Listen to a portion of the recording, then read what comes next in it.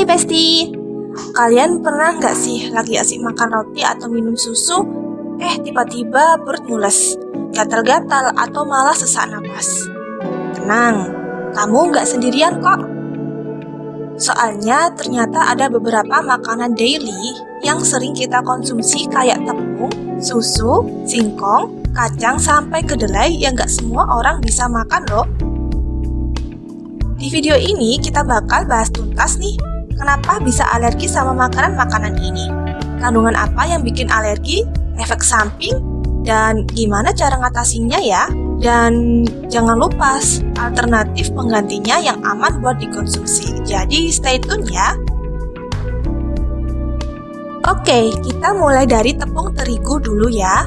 Tepung ini tuh sering banget kita temuin di roti, kue, bahkan gorengan favorit kita. Tapi sayangnya, gak semua orang bisa makan tepung terigu, kayak ada yang namanya gluten.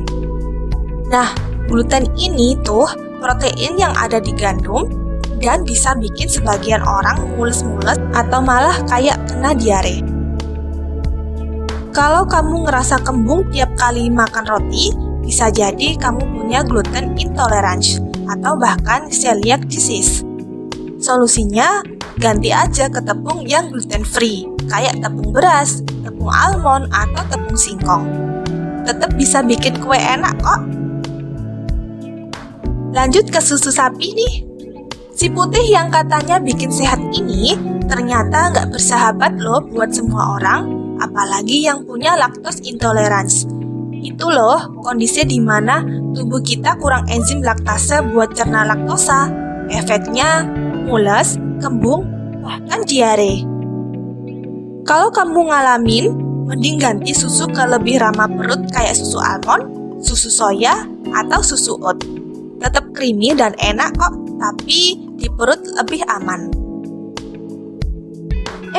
Siapa yang suka makan singkong goreng?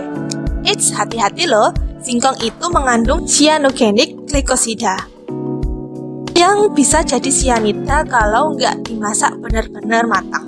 Kalau sampai keracunan, bisa mual, muntah, bahkan lebih parah lagi loh. Jadi pastiin redam dulu singkongnya atau masak sampai empuk biar aman. Kalau ragu, bisa ganti ke kentang atau ubi jalar yang lebih aman dan gampang dimasak. Nah, buat yang suka ngemil kacang pas nonton drakor, hati-hati ya. Kacang tanah itu sering banget bikin alergi. Proteinnya kayak arahipin dan konarahin bisa bikin gatal-gatal, sesak napas, bahkan sampai anafilaksis alias alergi yang serius. Kalau kamu alergi, mending ganti ke camilan yang lebih aman kayak kacang almond, biji bunga matahari, atau edamame. Tetap nge-crunchy kok, tapi nggak bikin drama. Kedelai memang juaranya protein nabati, tapi sayangnya nggak semua perut bisa nerima. Protein Klee MBD30K yang ada di kedelai bisa bikin alergi buat sebagian orang loh.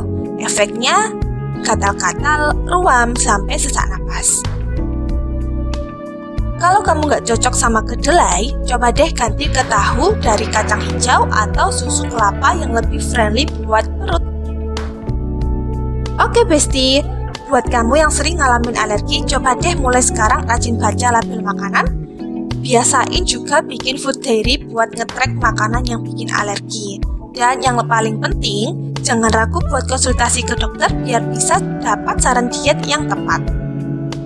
Jadi intinya alergi makanan itu nggak memalukan kok. Yang penting kita tahu gimana cara ngatasinya dan pilih alternatif yang lebih aman. Jangan sampai karena malu bilang alergi malah bahaya buat kesehatan kita sendiri. Jangan lupa share video ini ke besti kalian yang punya alergi biar mereka juga bisa makan enak tanpa takut. Dan tentunya jangan lupa like, komen, dan subscribe buat info-info seru lainnya. Sampai ketemu di video selanjutnya. Bye-bye.